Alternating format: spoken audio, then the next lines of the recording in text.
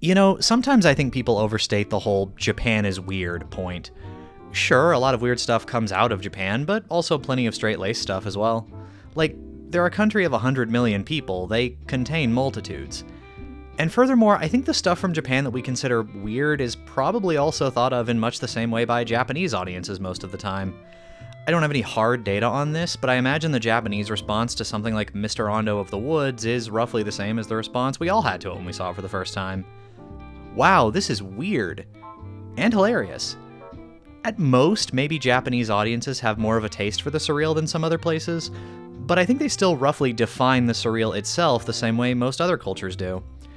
I bring this up because the game I'm talking about today is Paranoia Escape, a game that, for obvious reasons,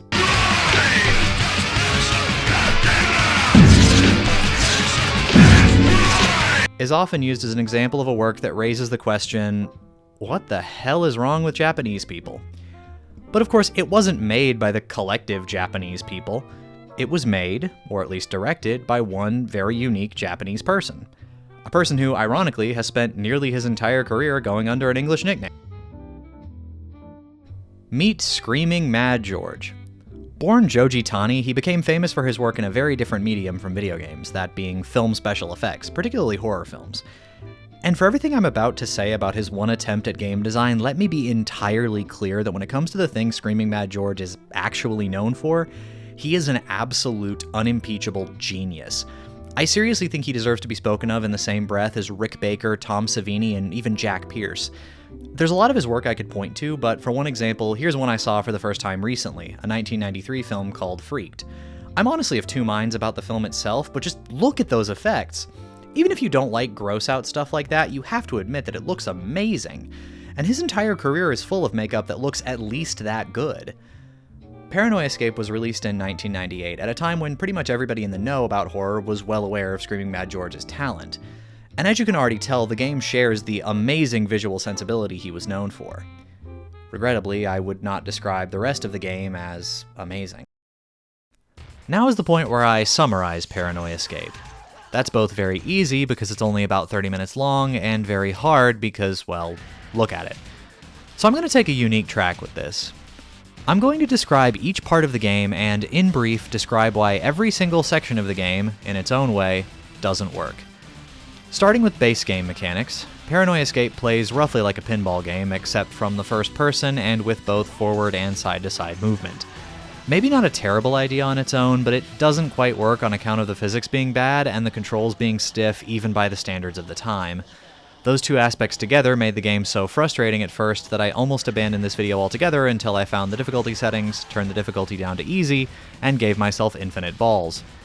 The first stage has the basic goal of just getting to the end, which is playable, but it ultimately doesn't work because it's inherently contrary to the entire point of a pinball game.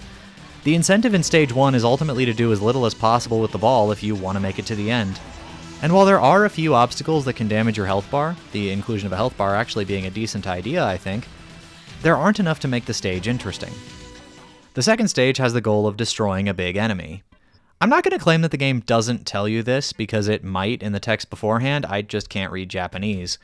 Still, the level doesn't work because the enemy takes way too much damage and the physics really rear their head here. Quite a few times the ball ended up on the other side of the stage and I had to just wait for it to come back.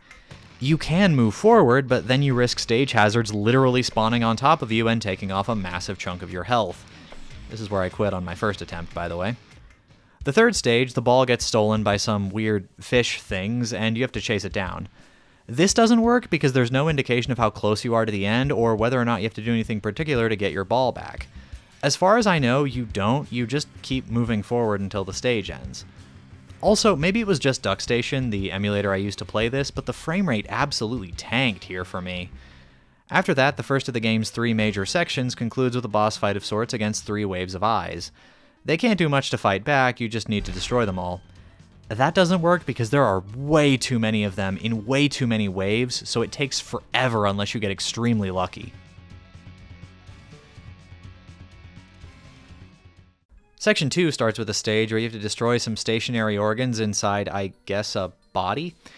Honestly, this stage comes the closest to working so far, mostly because the focus on stationary targets makes it feel more like an actual pinball game.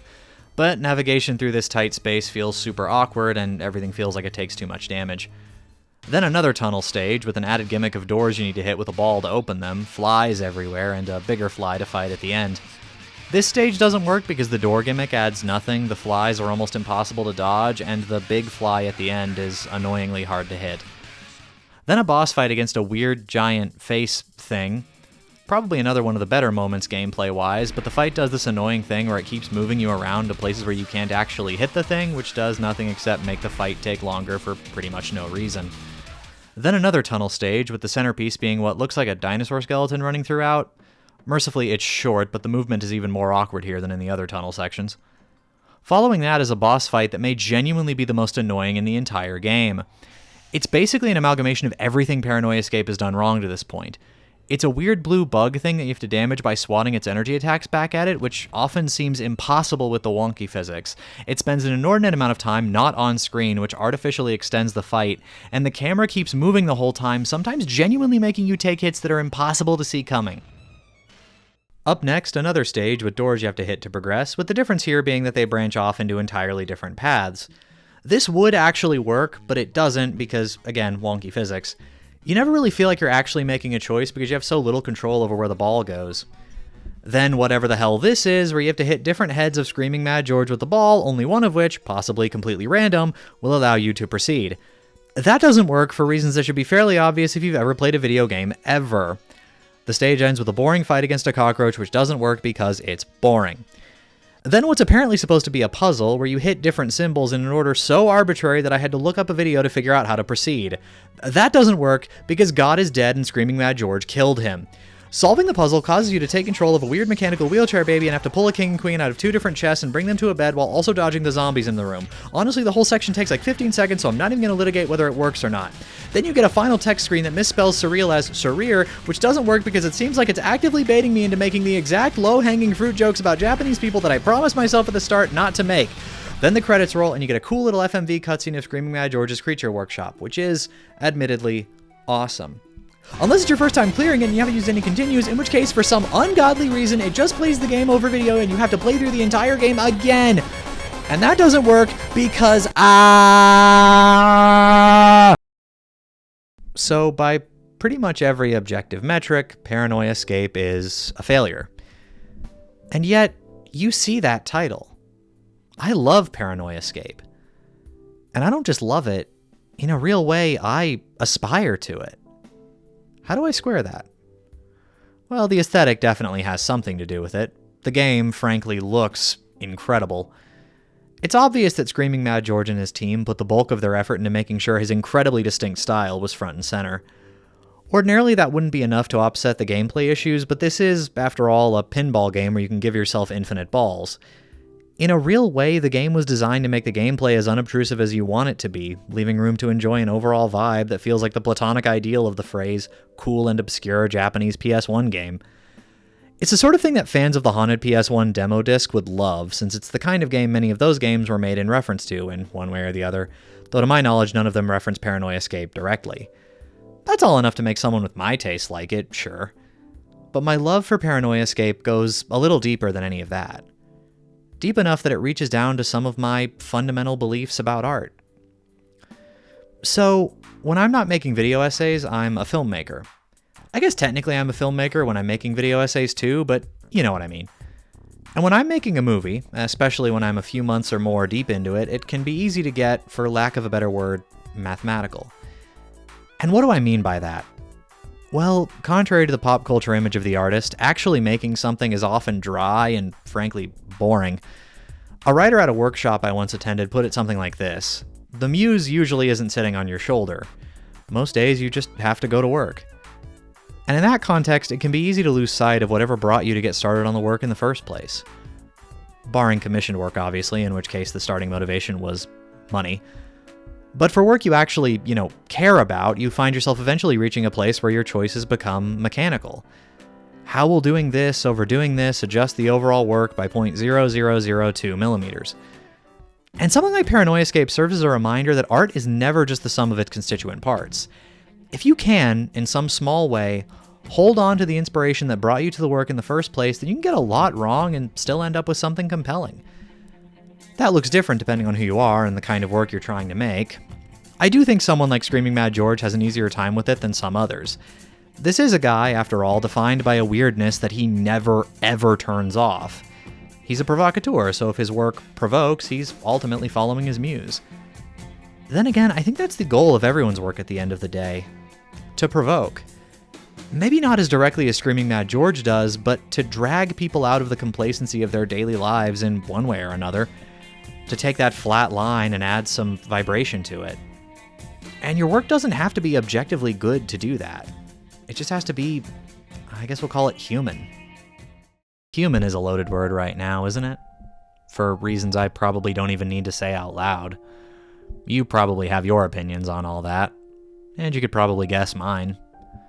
But you might be surprised to learn that at the end of the day, I don't often find myself despairing about all that. And why not? Think about it this way. The Globe Theatre, where most of Shakespeare's plays were performed, was, in its day, down the road from a bear baiting pit. If you've never heard of the practice, it was a common form of entertainment for centuries where a chained bear would be forced to fight a bunch of smaller animals, usually dogs. Putting aside the travesty of that from an animal rights perspective, it helps underline that genuine human art has always had to compete with bullshit. And bullshit usually has the advantage where sheer numbers are concerned. Not because bullshit is any closer to the innate human condition, but because it's easier to make, so inevitably there will be more of it. And yet, art persists.